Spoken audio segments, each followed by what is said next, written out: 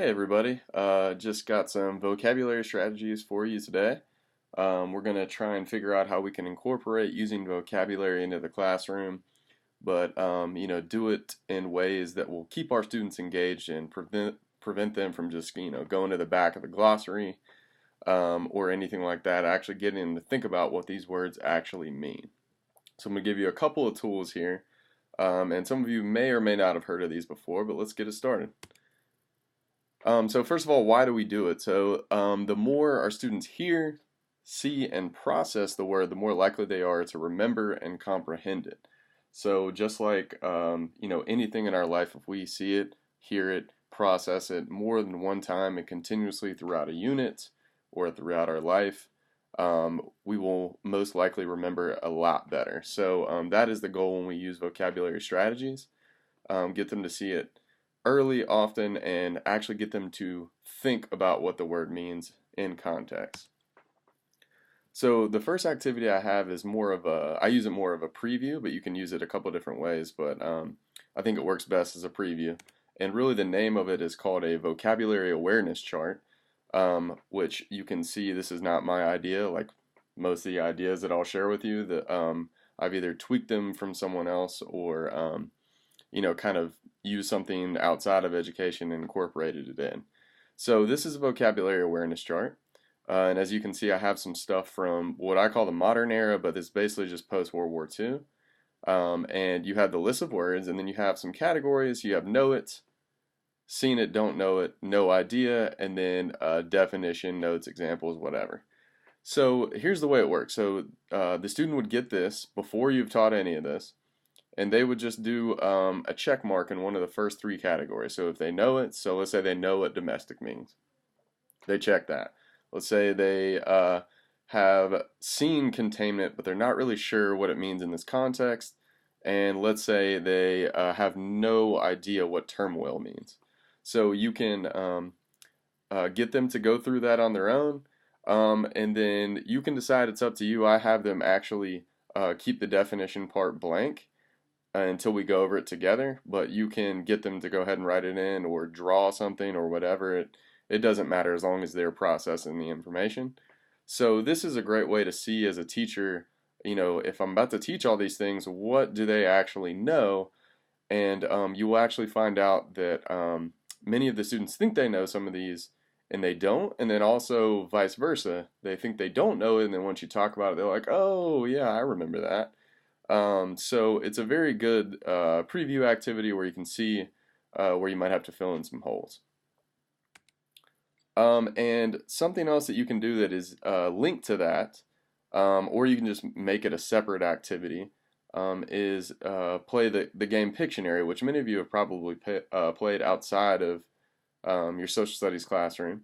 But basically what Pictionary is, if you haven't played, you have to draw without using letters or numbers and trying to illustrate one of the vocabulary terms. So the way I do it is I get somebody to come up to the front of the room, and they actually draw what they think that might mean.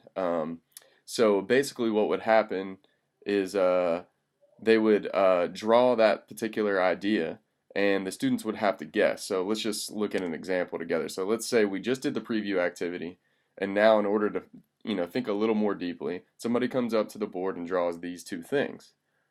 So you've got to think about, okay, first of all, there's a very large stick figure person here and a very small White House. So which one of those could illustrate with the 10 vocabulary words that we just used? So people would guess, or you could time it and make it a little more engaging, more like a game. You can kind of do it however you want, but if you can't guess what this is what I was thinking would be conservative, because you can see the person is much larger than the government. So if you are a conservative, or it's a little more complicated than just small government, but one of the main ideas is conservative people think the government should have less of a say slash a role in your everyday life. So the person is bigger than the government. And it's just a fun way, and students get very, very creative with this, and you can actually see how awesome or how awful they are at drawing. So just a fun one to sort of look back at your preview activity.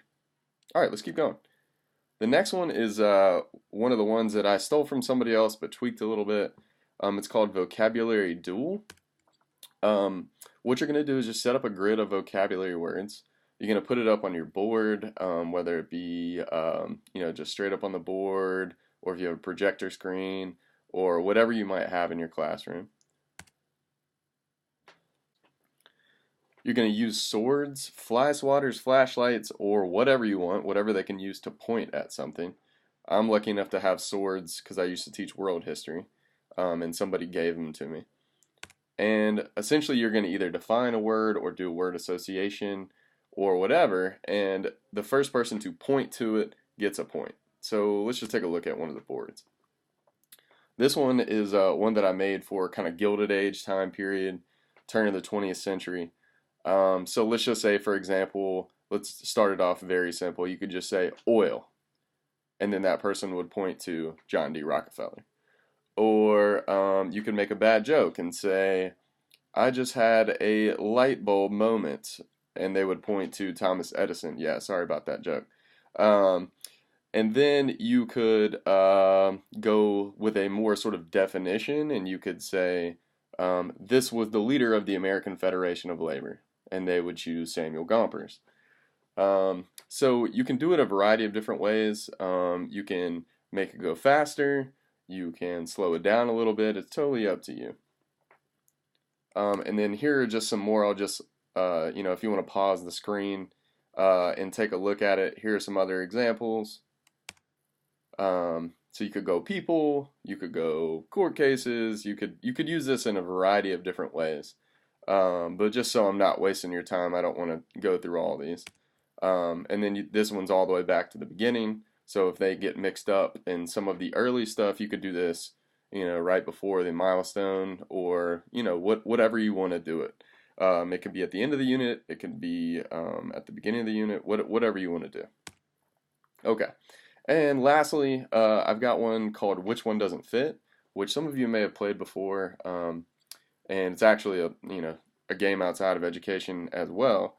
But basically it's exactly what it sounds like. You have a group of similar vocabulary terms, and you make students explain why one of the words does not fit in the group. So the coolest thing about this is I love games where there's more than one right answer, because it actually makes people really have to explain what they believe and why. And that's really kind of our goal as social studies teachers anyways. So let's look at an example here. So sometimes I give non-US history ones as an example, just so it can sort of trick them in getting into the mode. But what you can do here is, obviously you have these 4 foods, and the one that usually pops up is carrot is a vegetable. So which one doesn't fit? Carrot, because it's a vegetable. Now, wherever you're watching this, you may be thinking of other ones. For example, banana, you could argue, doesn't fit because the other ones are made into juices.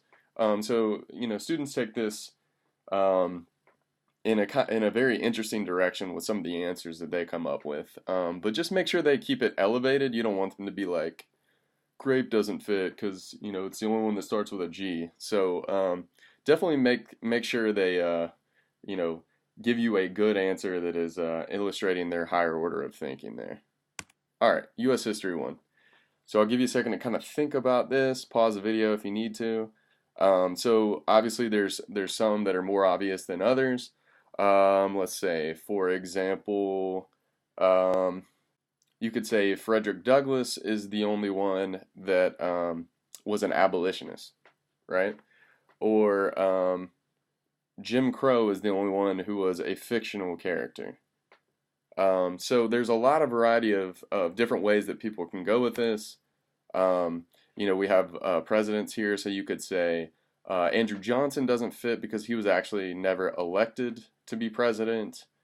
You could say Abraham Lincoln because he was the only one that was assassinated, et cetera, et cetera. So you could go very deeply with this depending on how much time you have. But it's a very cool activity because students really, really think deeply and make some connections that you may not even think about as a teacher.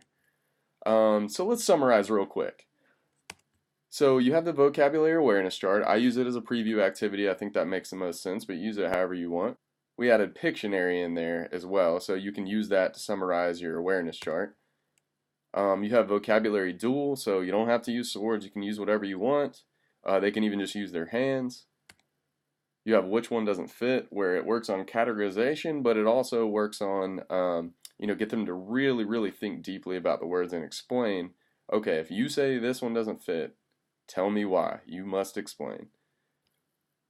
All right, so hopefully that was helpful for you. Hopefully you can use any and all of those. And thank you very much.